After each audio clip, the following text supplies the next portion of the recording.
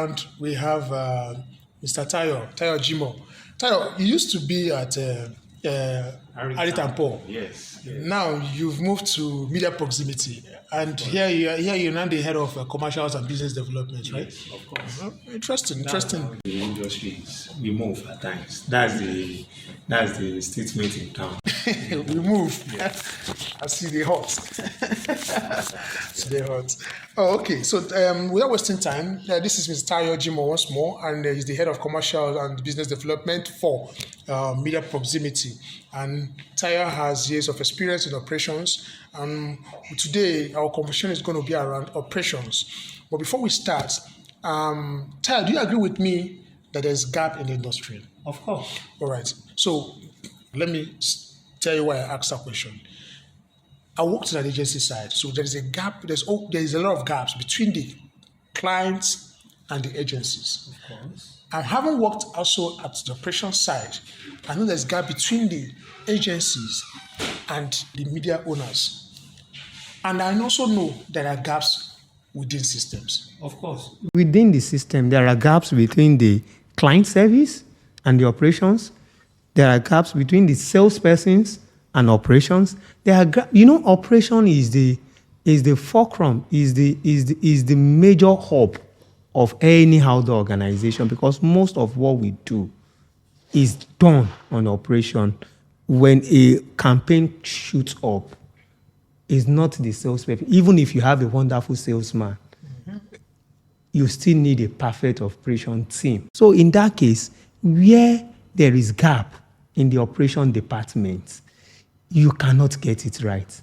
And you can agree with me that the major causes of these old gaps that's now extended from one place to another, I mean, that extended between the organization, which is between the client service, salespeople, or the management, that extended to the agency, from the agency to the client, to the brand itself. So you agree with me that the major portion, the 60 to 70%, is caused by lack of training to the operation team. I've seen people organize training for their salespeople. In fact, they organize corporate training for sales, for business development, for management team. But of course, I must confess, in my years of experience in the industry, you hardly see organization taking the initiative to train the operation people. However, they forgot that the end product lies with the operation. Of course, for instance, you need a good picture of a particular location. It's on request, but you don't train your operation properly to snap picture. What kind of trainings do you think that the operations people need to? They need first. They need to understand what we call organizational behavior. 80 to 70% of operation staff working in OOH organization, they are outsourced staff. They are not properly integrated into the OOH organization. Thus, we recruit secondary school older, welders by profession who turn OOH practitioner overnight. We employ area boys that think, okay, I can also deal with heights of a unipo, and I need money just to survive. These are the people that we have in the operation departments of OOH. So, by extension, this attitude affects the end product. For instance, you need to itemize what are the functions of operation, monitoring and reports, good pictures, proper tensioning, ensuring up-to-date maintenance. All these things, you see that most boards are lacking behind in this. And for instance, safety. You need to train them on safety. I agree with you. Safety is one of the major issues. Safety, I agree with you, safety. So now, you just mentioned safety. Let's look at the safety angle. Why are most, let me just, I don't want to say many, most outdoor companies, why do most of them have little or no plan or provisions for safety for the operations persons? Because they believe in outsourcing them. They don't see them as integral part of the organization. Until they think further that we are in the 21st century, these people are part of us. They need standard education, they need proper training, and you need to bring them close. That's when you train them, and that is when you start getting the adequate results that is desired. Don't forget that what operation do is what we get to the clients. The final clients, the brand managers, the top multinationals organizations. Talking of safety, do even these vendors, do they provide them with safety kits and equipment? Of course, we've seen some situation where people don't provide because they are outsourced. All what they need to do is once they give them 30, 40,000 or 50,000 for posting a unipo, that's their business. The business ends. Just put my flex or banner up. Without fear of if anything happens to them. Because So insurance, what's the insurance cover? where do you get insurance when you don't even have a proper staff? And in case where we've seen so many operations that have been executed or electrocuted during process, what do? That's one spanner loss. Or more, we move on. No? That's what we have. Because So no safety plan for your operations persons. no safety plan from some organizations. Some organizations that have safety plan, the operations people were not properly trained to even use it. So I've seen some people telling me that, Oga, why should I put on this safety boot when I have my canvas? This safety boot is heavy. Some people will tell you that helmet, why does he need an helmet? That is climbing board. Oga, please get me a face cap. It's just to protect me from the sun. I don't need an helmet. Some people will tell you that, this safety belt, I can forget when I hang it when I'm walking on it, but I may want to move and forget it. So it's the safety belt that will even kill me, not what is supposed to protect. You see, you listen to different analysis from these people, and this is predicated on the fact that they are not well trained. They are not well trained, and of course, over the years, if they are well trained, that okay, this is belt, safety belt is meant. You can trickle your leg on a unipo. And we are talking about 18 meters to 20 meters height. Yes. There is no way back, my brother. There is no way back. There is no way back. You need to integrate them, even from the time of site sourcing. You need to involve the operation manager. The operation manager should be, you don't just build a site. Like, this location is good, I want this location, and then you get there, you see operation people will tell you, we cannot post this board. Because you did not see operation as an important, because the board is standing close to an high tension. So all these things, you put them into factor whenever you are doing whatever you are doing. OOH is for operation. For me, it's 60% operation. Other department has 40%, which includes the management, the sales, and the other, because the end product comes from them. So yes, and now let's look at it from this angle. Safety. We've talked about training because these guys don't have training. It leads to safety issues. So because of them, most of them don't have training, they will be able to even follow safety guidelines. Yes. And now, even when you're trying to provide them with safety PPEs, they tend to want to take it, and which is so because these guys are outsourced, they are not trained, and they are outsourced. And They can't even give them insurance. Now, insurance is one of the things we're looking at. Insurance. So, in a situation of someone that's been Electrocuted, yes. this English hard. Now, don't be smarting. Now, my papa language. All right. So when this kind of hazards happen, what it means is that the organization, media partners, do not have insurance plans for their staff. That's one of the reasons why they even shy away from having a proper operation team in their organization. Because I can't factor in, I can't imagine somebody climbing an height more than a 3-story building, 4-story building without having a life insurance. It's a death sentence for me. We need to look at them. We need to love the operation people. They are humans too. They are humans. Blood runs through their veins. Some of them are married men. Some of them are some of them are married men. Some of them are fathers. Some of them are younger brothers to some of us. So we need to also integrate them.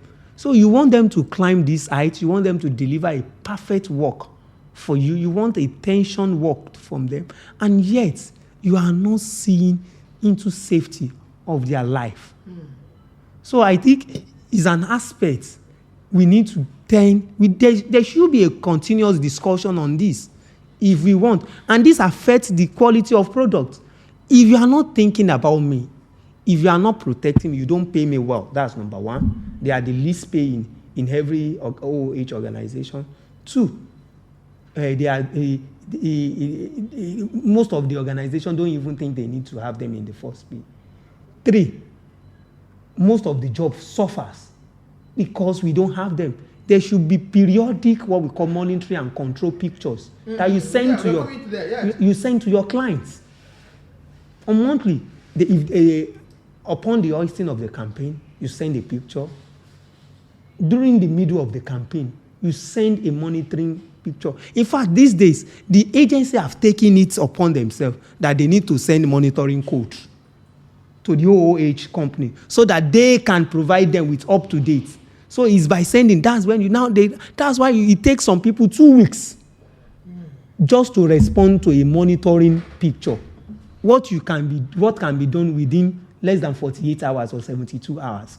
It will take 7 days, even for an organization that is in Lagos, just to take a particular picture. Because all these things slows down the process, and it's also a minus for us in the industry. Thank you. This is very, very, it's getting interesting. So I think this is a rippling effect. There's a rippling effect to whatever is happening in the operations, because having worked as a planner and also worked as a field person and an operations person, I think I understand the angle you're coming from. And if we don't begin to take these things serious, it will keep crippling the value people place on our business. Yeah. And talking about operations, because of the kind of poor compliance the client gets, do you not agree with me that this is why some clients don't agree prepayments? Of course. Because compliance issues. Why some people are fighting, you pay me up front. How can I pay you up front when I'm not sure that my maintenance of my site will be done properly? Even if material is torn, you inform me at the right time. And even if you inform me at the right time, what is the makeup you're gonna do? Yes. Give me, that's a rebate you're gonna give me in terms of time and all those things. I think all these things also come into the picture, and they totally make up to the issue we are having in these operations issue that affects on the long run. They affect the client performances. The client affects the performance of the agency, that end up affecting the client's campaign. So, and when client does not get value or return on his investment, he begins to question why he should need to spend more. Yeah, because because when you don't give, he said, I've passed through my site is down, you didn't inform me, and because you don't have an in-house person that does monitoring. Yes. Okay. OOH operation is not, people need to know, it's not all about posting. It's not all about posting materials. Gone are those days, one of the founding companies of OOH, people like Afro Media, people like Optimum Exposure, they have proper operation departments. They even fabricate their board up to taste. Whatever that is going out of their workshop, they have standard. But these days, a lot of people are into the outdoor industry just for the money. I've been to some states, they even tell you that they have indigenous practitioner, particularly in Ibadan. One welder will just think, okay, if I can bring in two H-beam together and get 2 angle iron up and down, that's 48 sheets. That's not campaign. And they don't even pay attention on tensioning. Hooks. You must look at your hooks regularly to ensure that it's well tensioned. You must provide pipes. There are recommended pipes. We have thick pipes. We have small pipes. If you use substandard pipes, during the raining season, you have yourself to be blamed. The clients will keep on reprinting their material. But the fault is not from the client. The fault is from the operation department, because you don't have operation department that is to appropriately report what is going on site. When sites need maintenance, periodic check, these are part of what operation department needs to protect an organization from. But when we don't have it on ground, that's where you see all these gaps. When all these gaps happen, it affects the OH company, it affects the agency. When it affects the agency, it affects the brand management, the brand managers, the bigger organization. And this is the reason why you see some of them shy away from OOH, investing in OOH platform. So OOH platform is positioned to have core of its activities with the operation. So I think this is one of the things, right? There are some, though OH Academy, this is the reason why we're here, the training aspect. Of course. So we are developing a lot of courses, developing a lot of physical trainings and workshops we're doing, just to make sure that we get people trained and with the little capacity we have. But that does not cover the organizational training they're supposed to give to their staff. Training. So because, yes, we have the courses, it's just a matter of them keying into the courses and even inviting some of our instructors to come and our facilitators to come and take them on some of the training that they want to start. We're talking about. So, and some agencies are, some organizations are already doing that, tapping into that. So, but some don't see it as being necessary. It's necessary for us to go to. That's what will take us to the promised land, if I must confess. So, I think there's some other issues we discussed. Might not be today, but this we've actually covered this. Noted that there's a gap in the industry. And I think the other ones, to get it right. Yeah. We need to go back to the operation department, set it up the way we need to set it up, set up an operation department, protect them, provide their safety, and you will get the best of service for your clients. So let me come back to there's one point you raised about when you mentioned earlier on. You talked about outdated pictures, and you send outdated pictures to the agencies when the main vendors send outdated pictures. I know that people crop out dates to send pictures during this thing, and I think we actually had a training. I actually conducted a training on picture taking once in a while when I was still at the planning side. And one of the things we try to let people know is that doctrine of pictures is a criminal offense. Yes. Now, have you been getting complaints as operations people, or in fact, as a media organization, outdoor organization, have you been getting complaints from clients or from agencies complaining of the kind of pictures you send them? Don't you get those kind of complaints? Of course, we've always. At times, I have to descend so low from my home position and go to sites to snap pictures, and this is a very, very sad one. Indeed, to note. Taking pictures, as simple as it seems, is perhaps one of the most important aspects, because that is the job delivery. That's the message you send to the agency. That's the message the agency sends to the client. Imagine a perfect, well-tensioned board, and when snapping, you snap when there is no even vehicular traffic. Every road is dry. The guy thought the major idea is just to snap the board. And of course, there is always traffic on that particular road. But the guy chose to snap when there was no traffic. And it sends a bad message. And in some cases, that's not the case. It's something entirely. They doctored their reports. They crop the campaign, put it on a fascia of a particular board, and they send it. And that's why I'm going to give kudos to you on the training you did last year on how to use what we call geotag pictures. Yes. Geotag pictures is not only to give us the dates and the venue, it's also going to provide us with what we call the coordinates of that particular site. I can be in US and put that coordinates. It will show me where the pictures was taken from. Yes, yeah, so just to unfortunately, some of our guys are not even putting those. So we need to put those training when academy like OOH are trying to refine the industry. I think most of these our MD needs to take cue from what are now coming up, and we need to blend ourselves to the civilization of and to adapt to the growing needs of OOH. It's not only we talk about pictures. Let's talk about digital. There is a real reputable company last year in Port Harcourt, because of lack of training on a digital billboard, a pornographic content was displayed. I heard that this thing. On a billboard in a broad daylight.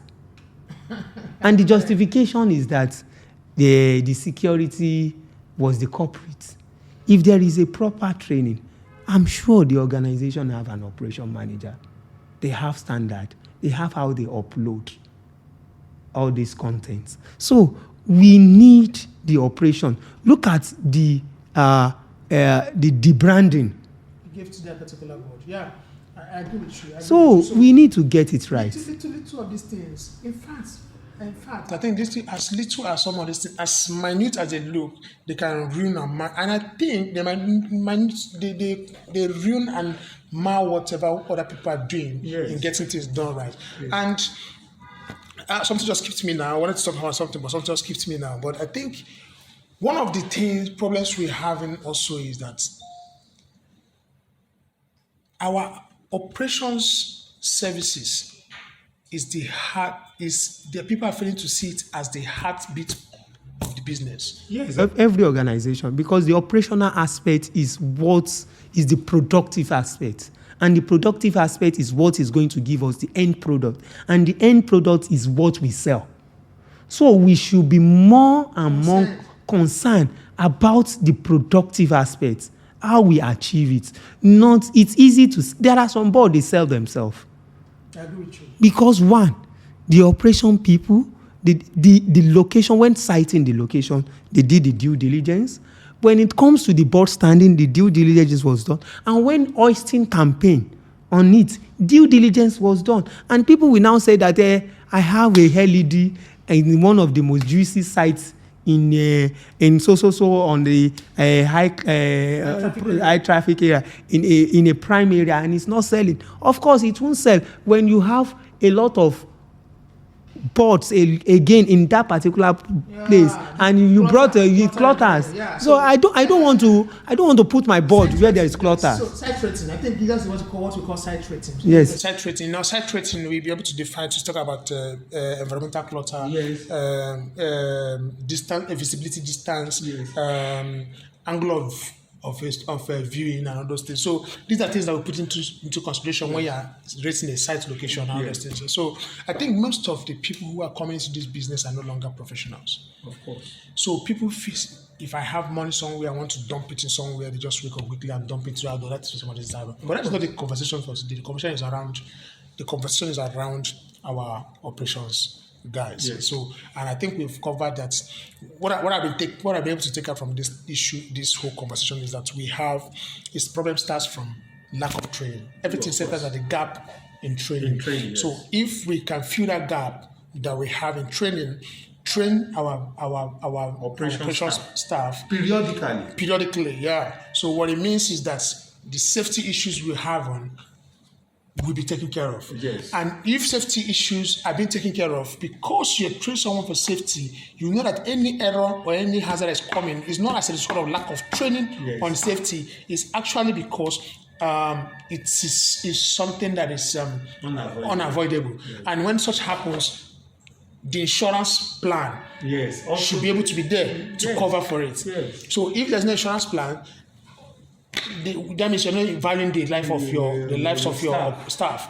Now, outsourcing these things this business, from what you just said now, is actually affecting Yes, the output or outcome of our job. Is more of the evil than angel to them if they know better. Yeah, so like rightly said, I think if you outsource your operations work to a person because the person is not trained, and you're not willing to train the person because it's not your staff, you're not ready to provide insurance because it's not your staff. Now the person choose to do the job anyhow because he's not your staff. Of course, if I have 3 jobs in a day and you want me to deliver, you don't expect 80% or 100% commitment on that particular job. I'll just have to do, okay, Oga, snap pictures. In fact, we can doctor the picture just to look very good. Then I'll move on to the next one.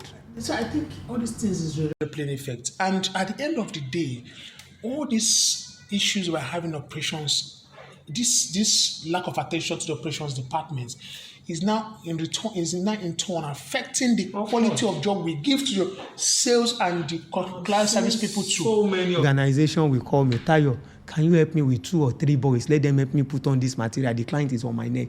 Tayo, please help me with, can I get some operation guys?